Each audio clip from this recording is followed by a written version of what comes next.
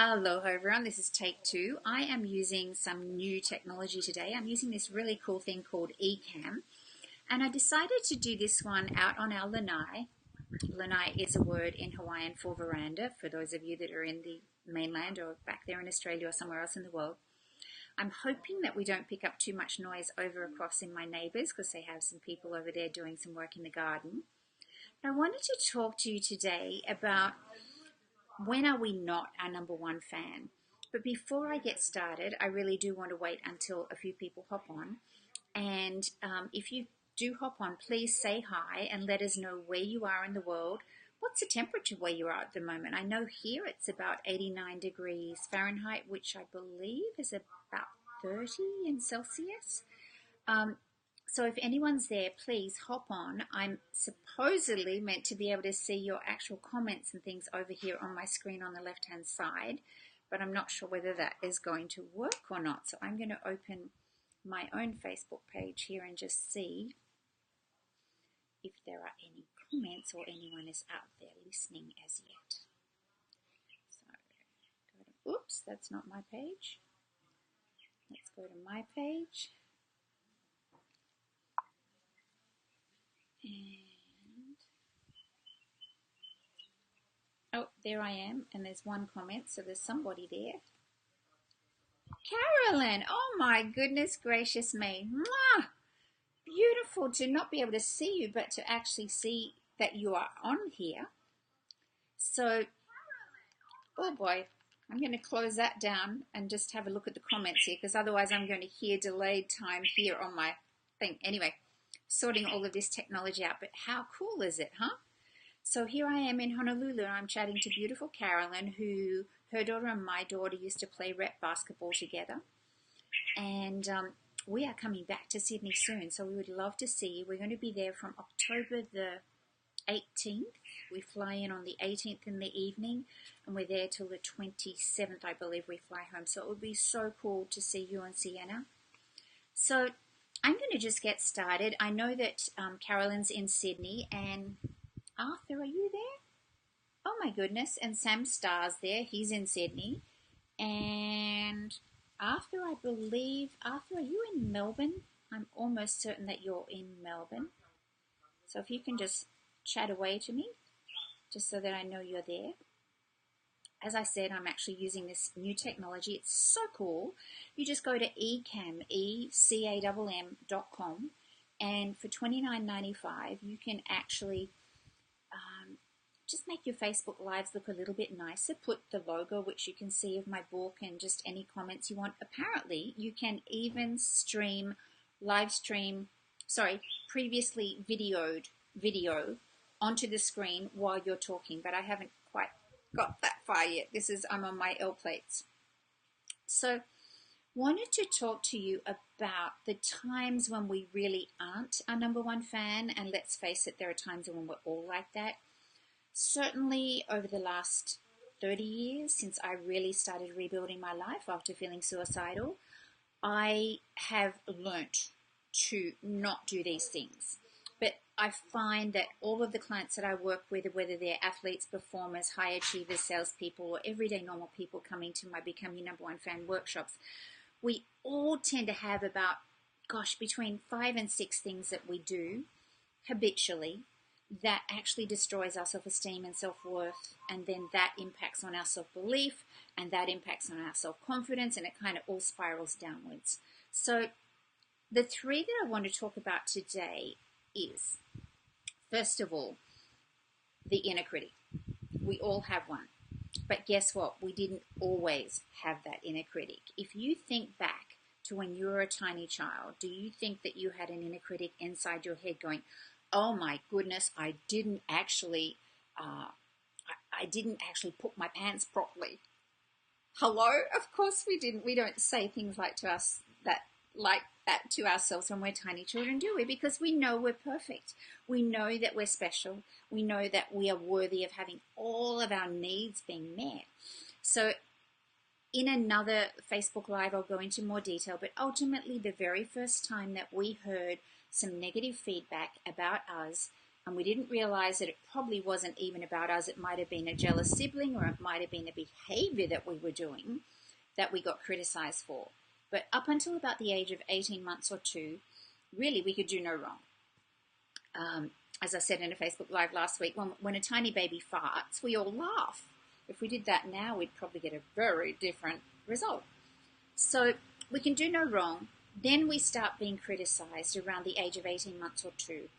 And our brain is nowhere near neurologically advanced enough as a tiny baby to go, oh, they're just talking about a behavior that I'm doing. And let's face it, I learned all my behaviors from them. So it's not who I am. They just want me to do a different behavior. You might have been told that you're silly, or you are lazy, or you are clumsy, or whatever it was. Unfortunately, we are wired to look for evidence. And around 2, we start criticizing our children. And so that little 2-year-old inside of you got criticized probably quite a lot. Well, guess what? Once we start feeling not good enough, then we start to actually take that on board. And then we start to actually take on a persona and go, okay, well, what is it Mum and Dad or my caretakers need me to be right now in order to be loved and in order to feel safe?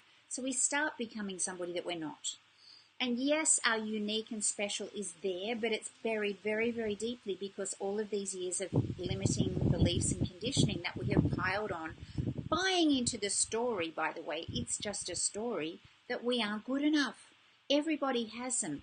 Aren't pretty enough, aren't clever enough, aren't sporty enough, aren't slim enough, aren't whatever enough. So when we allow that inner critic to run the show, we are not being our number one fan, we are being our worst enemy. And we are virtually shooting ourselves in the foot as far as building self-esteem and self-worth and confidence. So that's one of the ways that we can actually really not be our number one fan. Another way is playing what I call the compare and despair game. And oh my goodness, the amount of times I've done this as an aspiring dancer, I've got to tell you, I would look at someone and go, I can't jump as well as them, I can't turn as well as them, I'm not as flexible, I don't have as big a turnout in my hip sockets, or my feet are nowhere near, I don't have as big an instep.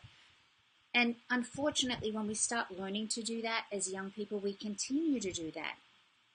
Women in particular, it's like we're comparing ourselves to all of this massive media that we're being absolutely surrounded by these days, that tells us that we're meant to look a particular way and be a particular weight and have the perfect house and the 2.2 kids and the everything else. No, you were perfect all along. You just forgot, and it's time to remember. Would you treat, this is me as a little tiny child, and when I work with clients, I get them to find, let me put this straight, I get them to find a picture of themselves around the age of anywhere between about 6 months and 18 months before we started getting that negative feedback. This is what I did many, many years ago. And I put a picture up similar to this on my wall, and every morning I would wake up and I would look into the tiny child's eyes and go, I'm going to treat you with the love and the respect that you really deserve. Because let's face it, imagine this is a tiny picture of you as a baby.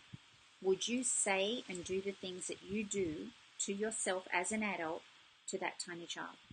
I bet you wouldn't.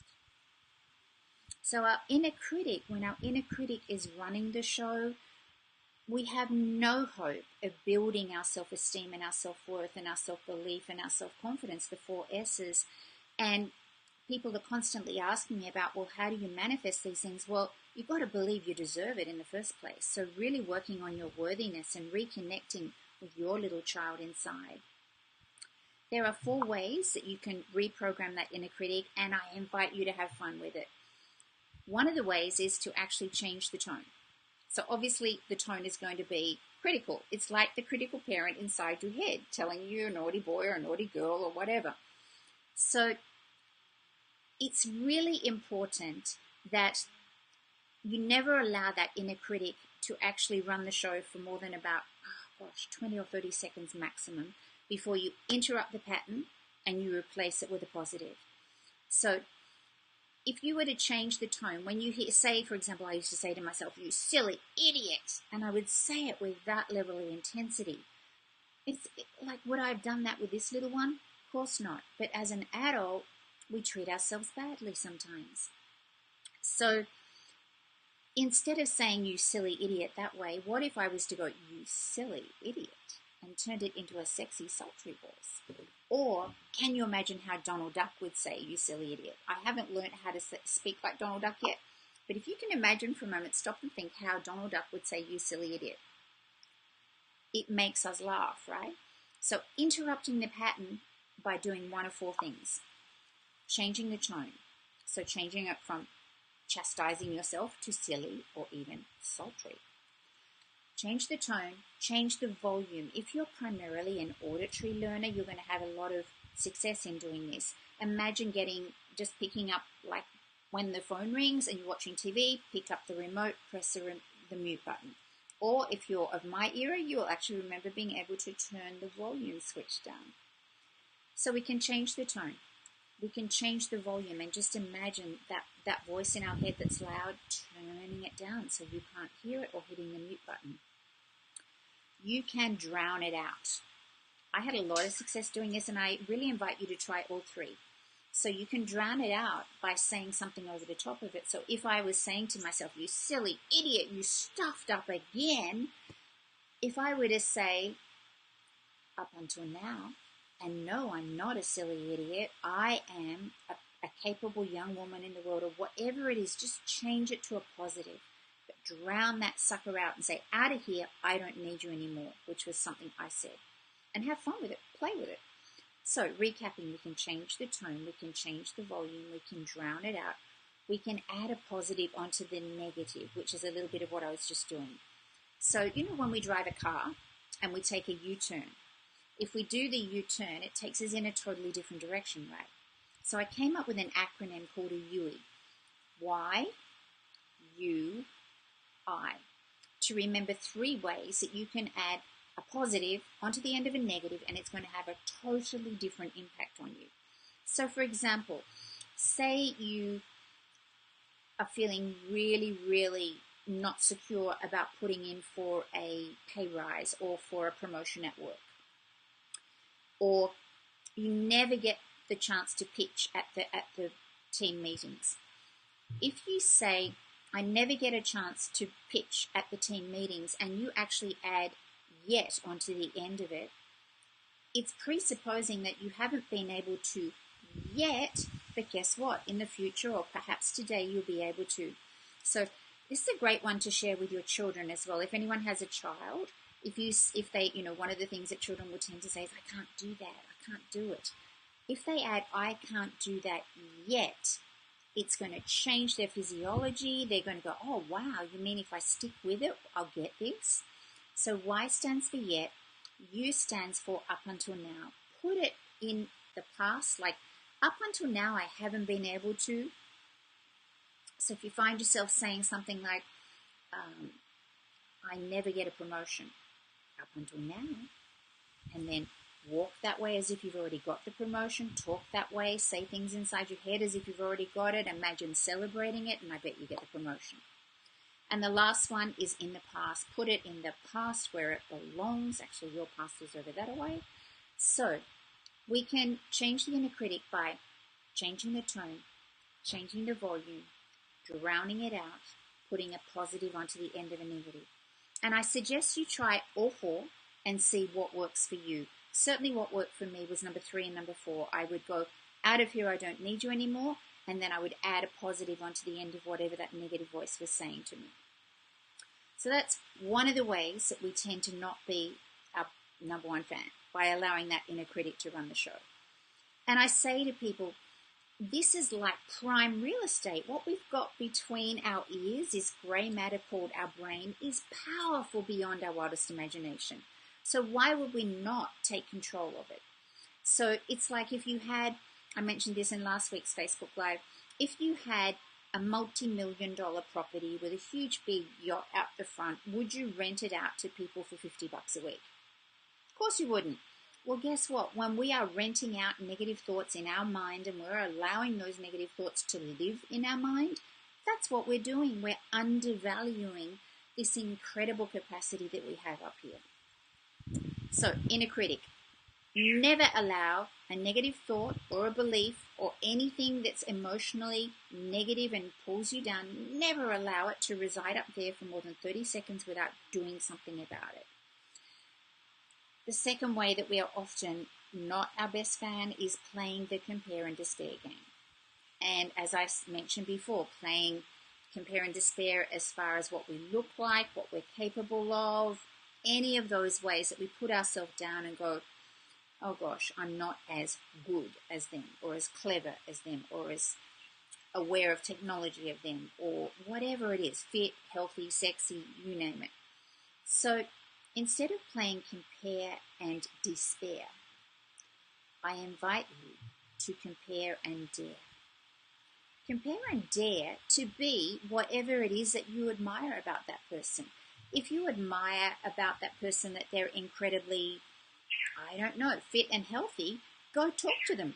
Go talk to them and say, I'd love to be as fit and healthy as you, so just talk to me. You know, what's your daily regime? What sort of foods do you eat? What sort of exercise do you do? Dare to be, if it's something you aspire to being, instead of really despairing about this person being the way that you want to be, get busy and do something towards being your own version of that. Does that make sense? So instead of comparing and despairing, we are going to compare and dare. Dare to be the best possible version that we can be of whatever it is that we're comparing ourselves to, if it's important. If it's not important, then it really shouldn't be taking up much brain space. The third way is blocking compliments. And let's face it, when we block compliments, it's because we don't believe we deserve it, and we are being our own worst critic, and we're chastising ourselves. And women, we are so good at doing this. Oh, now I'm starting to see all the little things coming up on the side here. Oh, this is so fun. Okay, so when we block a compliment, it's actually not only us that loses, it's the other person. Because if somebody's gone to the trouble of paying you a compliment and you kind of block it and push it back, the other person is left going, oh, well, I was just trying to give him a compliment. I've been on both sides of this, believe me, and it doesn't feel nice when you actually give someone a compliment. For example, a lot of times us women, if someone says, oh, wow, you're looking great, and then you go, yeah, I put on a few pounds. Or, oh, wow, that hair looks really great. Your hair's looking great today. Oh, really? I haven't been to the hairdresser for weeks and there's grey bits showing. Do you get the gist of it? We block compliments because we don't believe we deserve them. And as I said, I know men do it as well, women even more so, in my own opinion of what I've, when I've been coaching different people, I think men are possibly a little bit better at going, thank you. And that's what I invite you to do. So instead of blocking the compliment next time somebody gives you a compliment, I want you to take a deep breath and not respond at all first.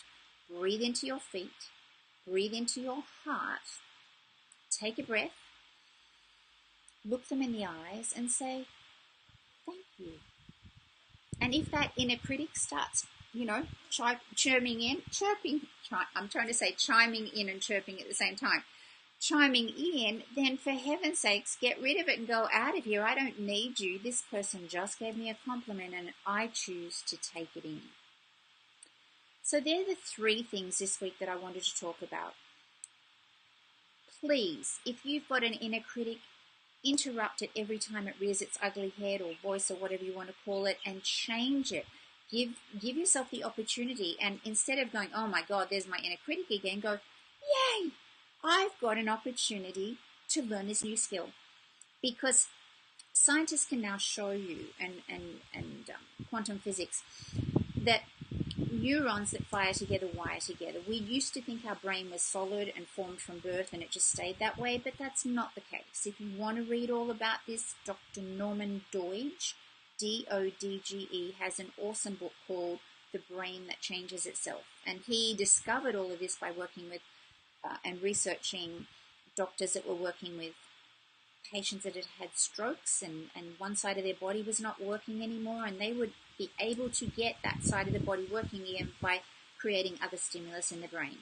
So every time you have a negative thought, bring in that positive, put it on the end of it, because every time you do that, it's like going to the gym, okay? Philip, I can see you're on here. Philip, oh my God, has he got the best set of muscles? Anyway, I digress. But when we go to the gym and we lift weights, we develop muscle, right? So if every single time you have a negative thought, you actually add a positive onto the end, interrupt the pattern, change the tone, the volume, drown it out, or put that positive onto the end, you're creating a new neural pathway. It's like this one's got roots and it's really thick, and then this little tiny thin one comes in. But the more that you use it, the thicker it's going to get, and it will actually end up doing this in your brain. And in my experience, the more you do it, the thicker it gets, and you can actually see these things these days. They can actually put things on your heads and actually see what's going on in the brain. The thicker that dendrite becomes, in my experience, the negative thought that was constantly coming in as a knee-jerk reaction because, you've had a few years practice. I know I certainly had. That negative thought starts to go, oh, because this one keeps on chiming in with the positive, right? So this negative thought comes in, this one keeps on chiming in, drowning it out, doing whatever you choose to do with it. This one, in my experience, goes, oh, oops, this one, I don't have a gig anymore. And I can't tell you how empowering it is to turn that inner critic into your own personal cheer squad. I've been practicing this stuff now for about 28 years. Occasionally I will get a negative thought. But you know what? Immediately the positive kicks in, and it's like totally. I would say it's probably a millisecond in my head, that negative thought, and then it's like, don't be ridiculous, and I'll just change it. Okay, so have faith. Is it going to take some work? Yes, but what have you got to lose? Just the inner critic. So 3 ways that you can start really building your own self-esteem, self-worth, self-belief, and self-confidence. Turn your inner critic into a cheer squad every chance you get by changing the tone, changing the volume, drowning it out, or adding a positive onto the end of the negative, or trying all of them. Stop playing compare and despair and start comparing and daring. If it's something important to you, just take baby steps towards having it happen. Go find that person that you aspire to being like, as I said before, and actually ask some questions. Hang out with them. Who we hang out with, we become. If you want to get healthy and fit, then start going to the gym and start asking people that look healthy and fit, what's their regime?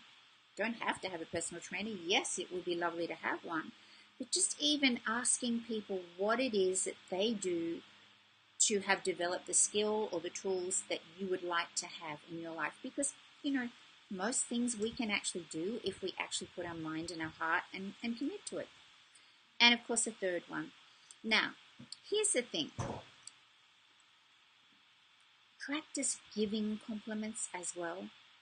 I try to find at least one person a day that I can give a compliment to. Now, sometimes the person I'm giving a compliment to is, guess what? Myself. Louise Hay, beautiful Lulu. Going to get a little bit emotional here because for those of you that don't know, Louise Hay taught me to learn to love myself from the inside out, and she passed a few weeks ago. And she's still here with us through my work, through all of the people that do this type of work.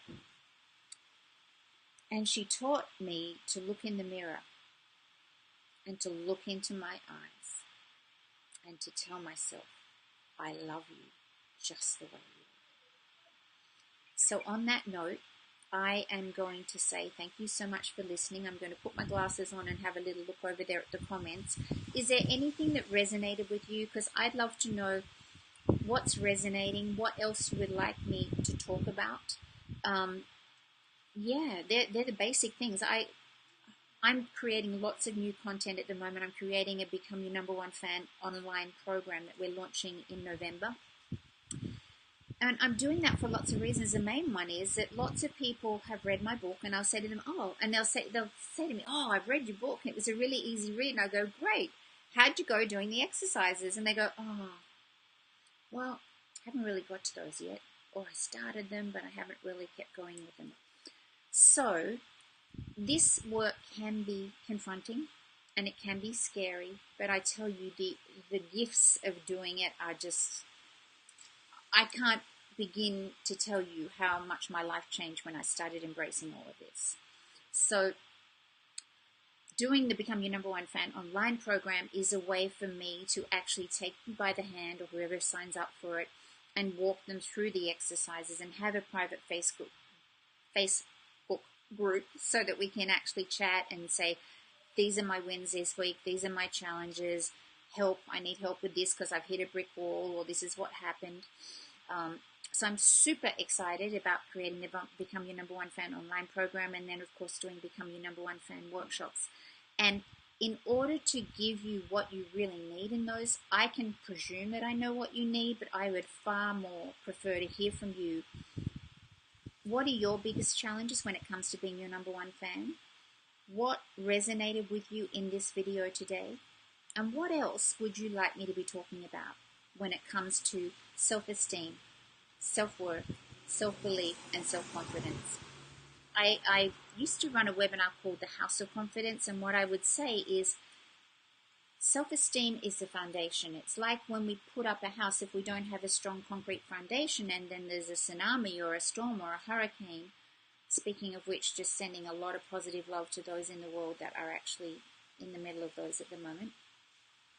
If we don't have that strong foundation, the house will fall down, right?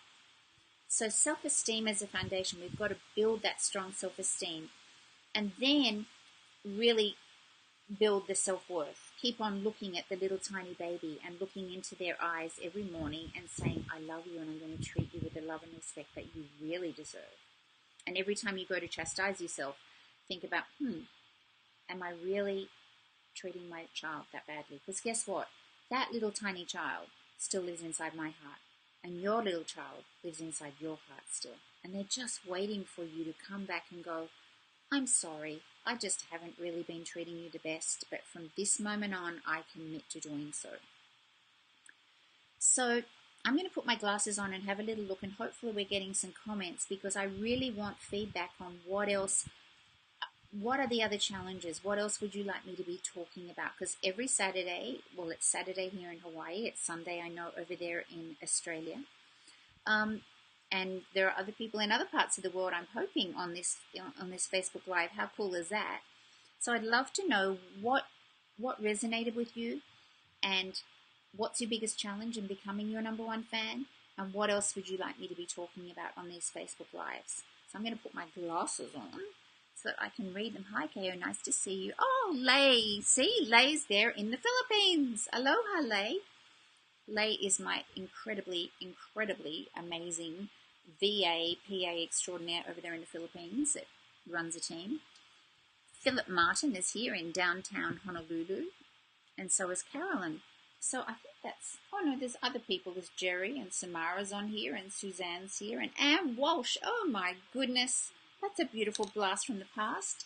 Anne Walsh and I have known each other since we're about, how old, Anne? Maybe 8? I think it was about 8 when we met at Annie Collie's. So is anybody giving me some feedback? Some of you have joined, but nobody's talking to me. What a shame. Aside from nice to see you. I guess you're all a little bit shy. Anyway, I hope this Facebook has been useful. Please, please, please share it on your pages. Share all of these tips and techniques and things that I've been sharing with your family and your friends, because who we hang out with, we become. If we're parents, we want to learn to be the best number one fan that we can be for ourselves, because guess what? Our children unconsciously pick up every single thought and belief and behavior that we're doing. So I will say aloha. Thank you so much for spending the time with me here on Facebook. And I look forward to next week, and perhaps you will either send me a private message or comment below on what resonated with you, and what else you would like me to be talking about. Have a blessed day or evening wherever you are in the world. Bye for now. Now I've got to work out how to stop this. Nope. I'm still live. Let's see. Boom. I think that stopped. Nope. How do I stop this? The joy of new technology. Finish. Here it is. Catherine down in the right-hand corner. Okie dokie. Now, did you notice I just had fun with it? I didn't chastise myself. I was like, where is it that I have to press this button? Okay? So, no inner critic from now on. Every time it comes up, rears its ugly head, change the tone, change the volume, drown it out, add a positive onto the end of the negative, and have fun with it. And I'll see you next week. Ciao.